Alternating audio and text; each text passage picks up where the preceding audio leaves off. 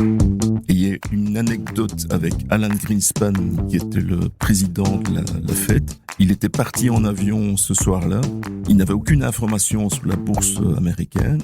Et quand il descend de l'avion, il demande à quelqu'un, tiens, qu'a fait la bourse? Et la personne lui dit 5,08. Alors il dit, tiens, que 5 points de perdu, 5,08. Mais en fait, c'était 508 points qui avaient été perdus. Donc c'était 22%, c'était une véritable catastrophe, quoi. On a cru ce jour-là que c'était un peu la fin du monde. Celui qui a l'art de raconter des anecdotes liées à la bourse, c'est Marc Lambrecht. Dans l'extrait que vous venez d'entendre, il fait allusion au fameux lundi noir d'octobre 1987, qui, selon les statistiques en ma possession, est antérieur à la date de naissance de la majorité des auditeurs de notre podcast. C'était donc il y a près de 40 ans. Alan Greenspan présidait alors la Réserve fédérale américaine, la Fed, et quasiment au même moment, une nouvelle plume faisait son apparition dans les colonnes du journal L'Écho. C'était un certain Marc Lambrecht. Marc vient de prendre sa pension après 38 années passées à observer et commenter les marchés pour notre journal. Quand je suis arrivé à la rédaction de l'Écho, il m'a tout de suite mis à l'aise avec le jargon de la finance, m'expliquant, comme à tant d'autres lecteurs de ses chroniques hebdomadaires, comment interpréter les chiffres et les courbes des marchés. Cette semaine, l'épisode 129 de Tracker lui est entièrement consacré. Marc est venu, avec toute la simplicité et la sagesse qui le caractérisent, nous parler de son parcours. Il nous a aussi ouvert son portefeuille d'investisseurs. Je suis Salim Nesba et je vous souhaite la bienvenue dans ce Tracker Plus, le podcast où je donne la parole à un professionnel de la finance pour qu'il nous explique son rapport à l'investissement. Et on commence l'interview avec une question piège pour mon toujours estimé, mais désormais ex-collègue, Marc. Marc, est-ce que tu as des crypto-monnaies ? C'était pas dans la conduite. Ah. Eh bien, j'en ai eu. Parce que je pars du principe, quand tu es journaliste financier, la meilleure chose à faire, c'est quand même de tester les produits, d'acheter les produits en petite quantité, de voir comment ça fonctionne réellement. Donc, c'est pas un jeu. Et ça permet de voir, de suivre au jour le jour comment ça se passe. Par exemple, j'ai acheté des bitcoins, je ne les ai plus. Et j'avais aussi acheté, par exemple, des options sous le BEL 20. Et c'était le début des options à Bruxelles, à la bourse de Bruxelles. Il y avait un marché qui avait été lancé qui s'appelait Belfox. Et donc, c'était les premières options sur le BEL 20. Et j'avais été dans une banque, une agence, demander des options sur le BEL 20. Et j'ai dû expliquer au gérant de l'agence comment ça fonctionnait. Je crois que c'était la première fois qu'il voyait quelqu'un qui achetait des options sur le BEL 20. Mais la meilleure façon de comprendre le produit, c'était de l'acheter. C'était des petits montants, hein, donc voilà. On va revenir dans des souvenirs un peu plus lointains encore. Quand est-ce que tu as entendu pour la première fois parler de la bourse ? Alors ça devait être dans le cercle familial. Mon père, qui s'intéressait un peu au marché financier, avait acheté le livre de Dominique Demain. Dont on a eu le petit-fils. Tout à fait. Avec toi. Ça s'appelait Du papier qui travaille. C'était édité à l'époque par l'Écho de la Bourse.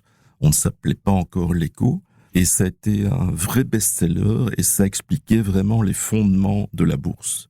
Et effectivement, son petit-fils, Alexandre, en a refait une version actualisée avec un autre titre qui a été publié l'année passée. Et est-ce que ça a mené tout de suite à un désir d'investir en bourse ou ton premier investissement a eu lieu un peu plus tard ? Non, c'était après. Donc j'ai fait des études d'économie et de finance parce que ça m'intéressait.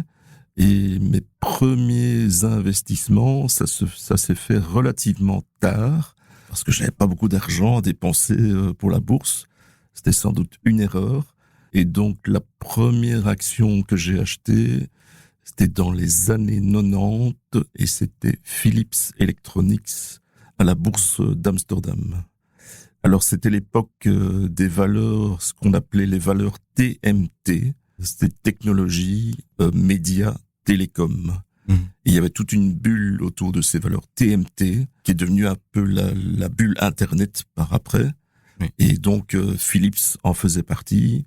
Donc, cette bulle a explosé en 2000 et le Nasdaq a perdu plus de 75% à l'époque, en 2 ans. Mais j'avais vendu mes Philips bien avant.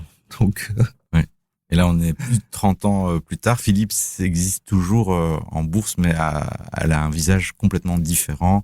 Elle a été splittée, elle a splitté ses activités. oui, Et encore une tout à fait. cotation Tout à fait. à la bourse d'Amsterdam.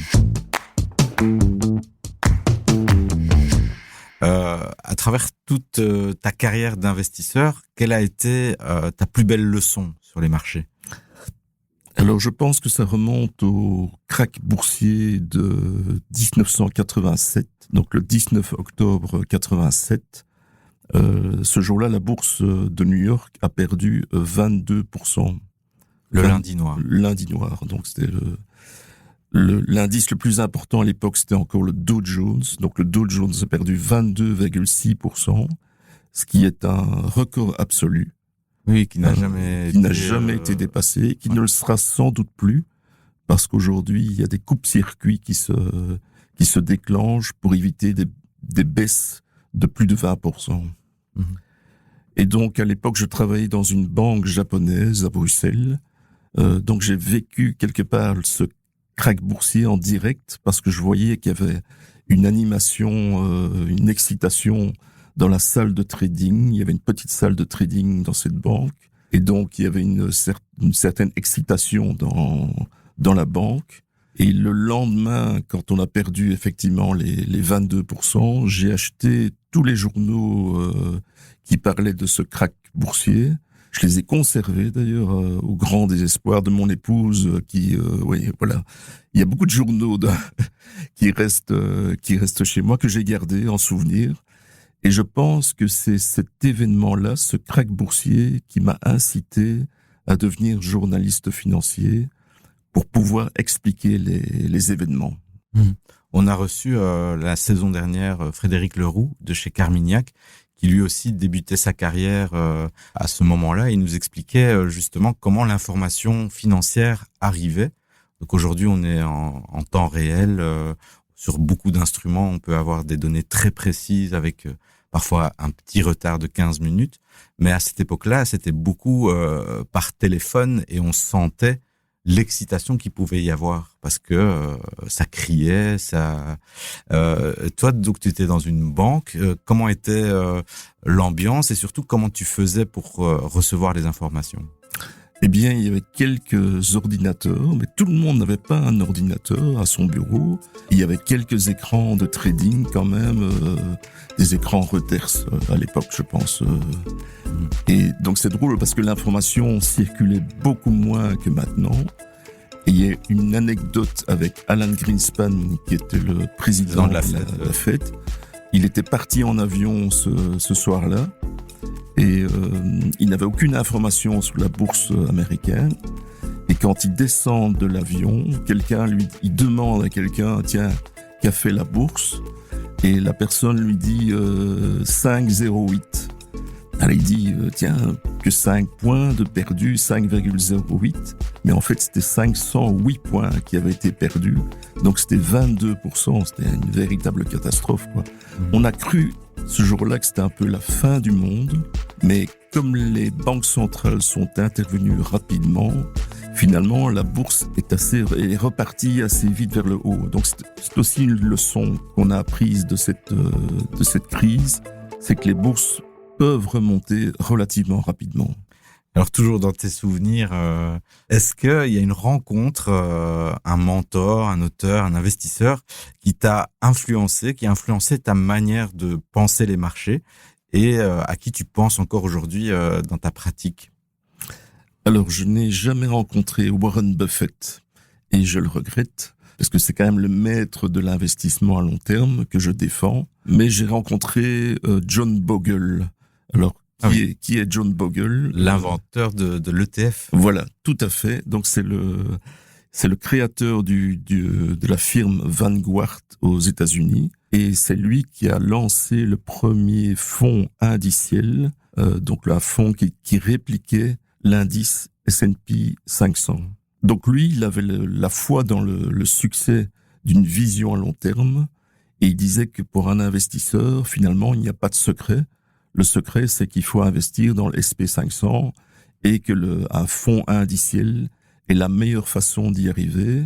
Et c'est vrai que Warren Buffett conseille aux particuliers d'acheter des ETF sur le SP500. Donc la boucle est bouclée. Et alors ta rencontre avec Bogle, ça s'est fait en anglais. C'était une interview C'était une interview, donc il était à Bruxelles, il présentait un livre, et c'était en anglais, oui, et c'était exclusif pour l'Écho. Et je me souviens qu'après la publication de l'article, j'ai rencontré pas mal de professionnels du marché qui découvraient quelque part la technique des fonds indiciels. Et donc, par après, c'est vrai que c'est devenu une opération lambda, donc tout le monde achète des ETF.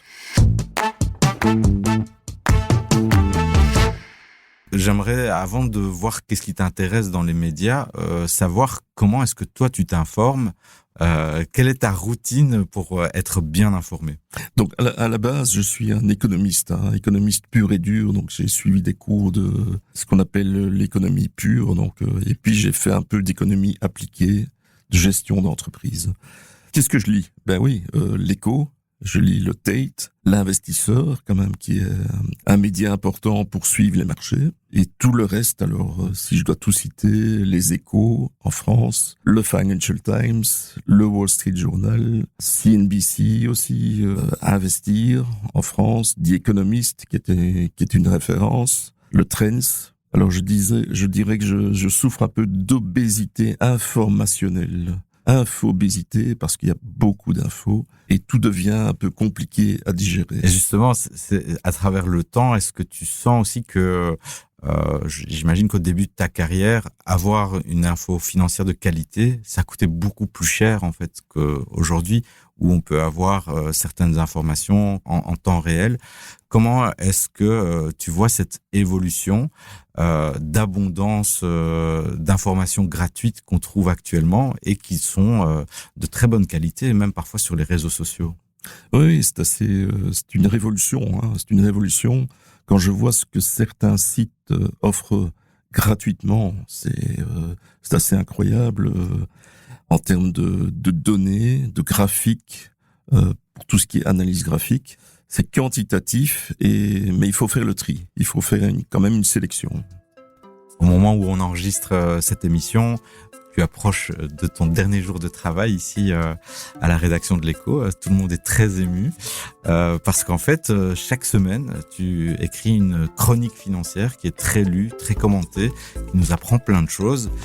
Première question par rapport à ces chroniques, où il y a beaucoup de références sur la littérature financière. Combien est-ce que tu as lu de livres sur la bourse et qu'est-ce que tu lis en ce moment? Alors oui, j'ai beaucoup de livres économiques et financiers à la maison. Sans doute trop de livres, je vais devoir faire un tri aussi à la maison. Ce que je lis actuellement, c'est la biographie de Sam Altman, donc le créateur de ChatGPT, d'OpenAI ChatGPT. Et ce que je viens de terminer, c'est le livre d'un économiste américain, Danny Roderick, qui était déjà venu ici chez Mediafin pour une conférence. C'était il y a 10 ans, et son bouquin, c'est pour une prospérité partagée dans un monde fracturé. Il essaie de trouver des solutions pour rendre les jobs plus attrayants pour les gens, de renforcer aussi la classe moyenne et éviter une trop forte polarisation dans la société. C'est intéressant. Oui, on sent que c'est vraiment ça qui te guide, c'est l'intérêt de la matière. Dans quelle mesure ces lectures te donnent des idées d'investissement? Alors, dans le cas du bouquin de Roderick, c'est plus un bouquin d'économie, c'est pas tout à fait des idées d'investissement.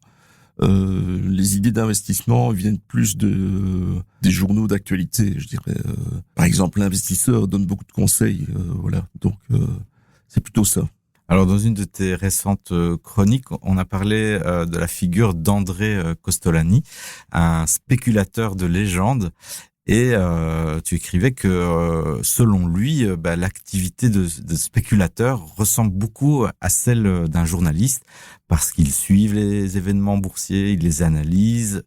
La différence entre les deux, c'est que le journaliste, lui, il peut se tromper, alors que le boursier, s'il se trompe trop souvent, il restera pas boursier bien longtemps. C'est comme ça que tu l'écrivais. Est-ce que tu t'es beaucoup trompé dans tes chroniques ? Alors, j'étais assez frappé de lire cette comparaison entre le spéculateur et le journaliste dans ce livre de Kostolany. Personnellement, je ne donne pas de conseils en action, donc je laisse ça à mes collègues de l'investisseur. Nous, ce qu'on fait, c'est plus des analyses. Et donc, est-ce que je me suis trompé? Ou peut-être qu'on a sans doute annoncé beaucoup de crises qui n'ont jamais eu lieu, mais c'est notre rôle d'avertir sur les dangers d'une situation. Mais voilà, c'est un peu notre rôle de jouer ce rôle d'avertisseur. Mmh. Mais de conseiller en action, voilà, c'est pas notre rôle en tant que journaliste. Bon, maintenant que tu vas ranger un peu cette casquette de journaliste, est-ce que tu vas basculer et devenir un spéculateur ? Spéculateur, sûrement pas. Investisseur de long terme, sûrement. Ça, je le reste. Comme Peter Lynch, que je voudrais citer. Peter Lynch, c'était un gestionnaire de la firme Fidelity. Et en fait, lui, la base de son raisonnement, c'est il faut investir dans ce que l'on connaît. Donc, il regardait ce que sa femme achetait, dans quel magasin elle allait faire ses courses, et lui, il s'intéressait à la chaîne de magasins. Il regardait ce que ses enfants achetaient comme ordinateur, comme jeux électroniques, et il achetait la firme, et c'était, dans ce cas-ci, c'était Apple, voilà. Donc, c'est des principes qui sont assez simples.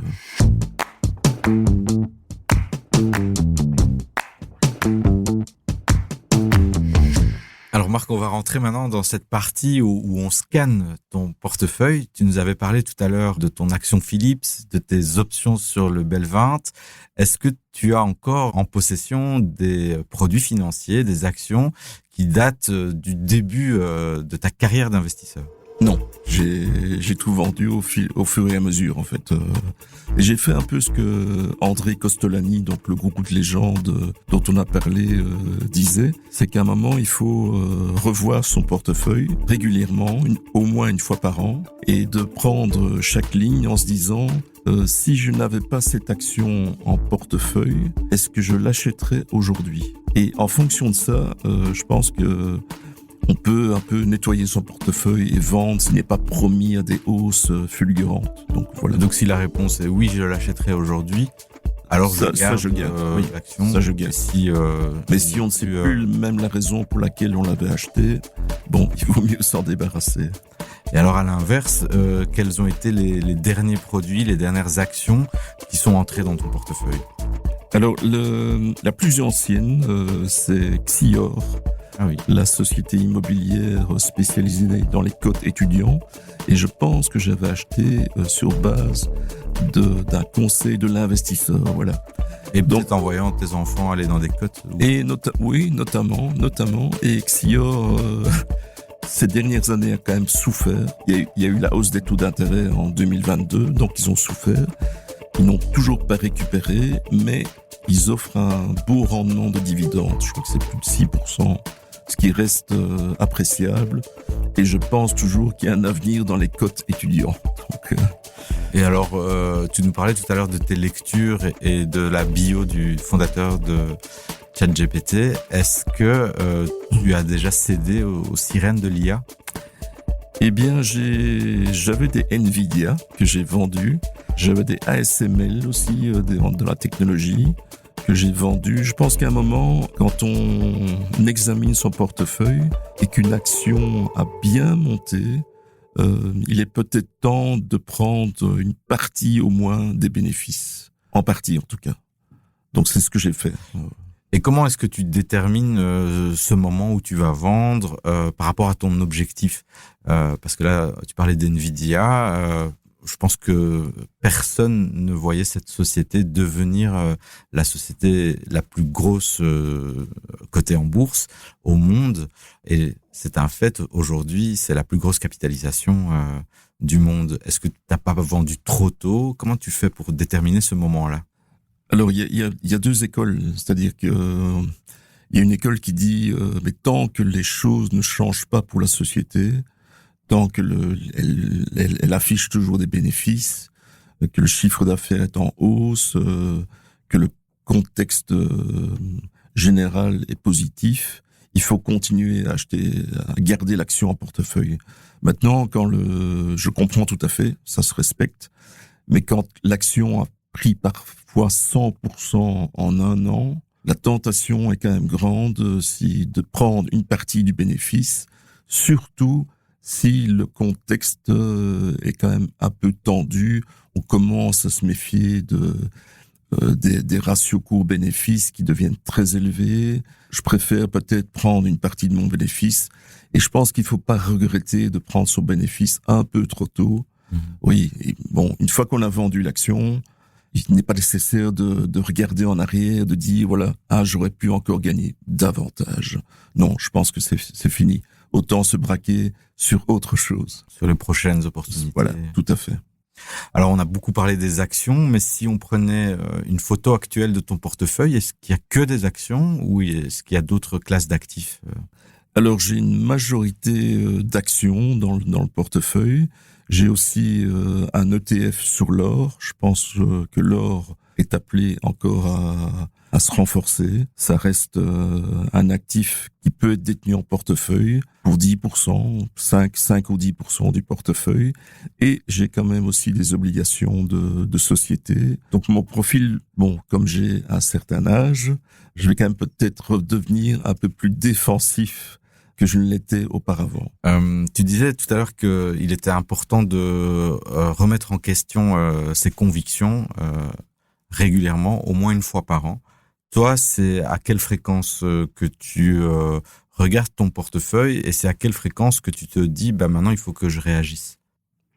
Je dirais que je fais ça tous les 6 mois, de regarder s'il y a toujours une bonne diversification dans le portefeuille. Principal conseil, c'est il faut pas mettre tous ses œufs dans le même panier. Ceux qui l'ont fait quand même en 2007, avec les exemples malheureux de Fortis et de Dexia, s'en mordent les doigts. Moi, je connais des gens qui ont tout perdu, et sont presque des drames familiaux.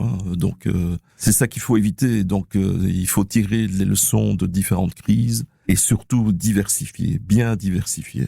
Dernière question par rapport à la manière dont tu investis. Est-ce que tu es sensible à la finance comportementale? On a fait quelques émissions sur cette thématique-là qui est bien revenue après le Covid et justement après ces nouveaux outils à la disposition des investisseurs. Comment toi tu te comportes même d'ailleurs quand on est dans des périodes difficiles avec des cracks ou quand on est dans des périodes plutôt euphoriques? Est-ce que c'est quelque chose sur quoi tu es sensible? Alors, je le disais, je ne suis pas un vrai spéculateur, je vise le long terme. Et donc, quand il y a des périodes d'euphorie boursière, là, c'est peut-être le moment de se poser la question, est-ce qu'une Nvidia va encore monter beaucoup, ou est-ce qu'il faut quand même prendre une partie de ses bénéfices? Donc, c'est pour ça que j'en tiens compte. Ici, il y a trop d'euphorie dans le marché. Si tout le monde commence à parler de la bourse, si les cireurs de chaussures dans les années 30 parlaient de la bourse, ou aujourd'hui des chauffeurs de taxi qui posent des questions sur la bourse, là il faut se dire, tiens, il y a peut-être un excès d'optimisme dans le marché et que ça risque de tourner mal.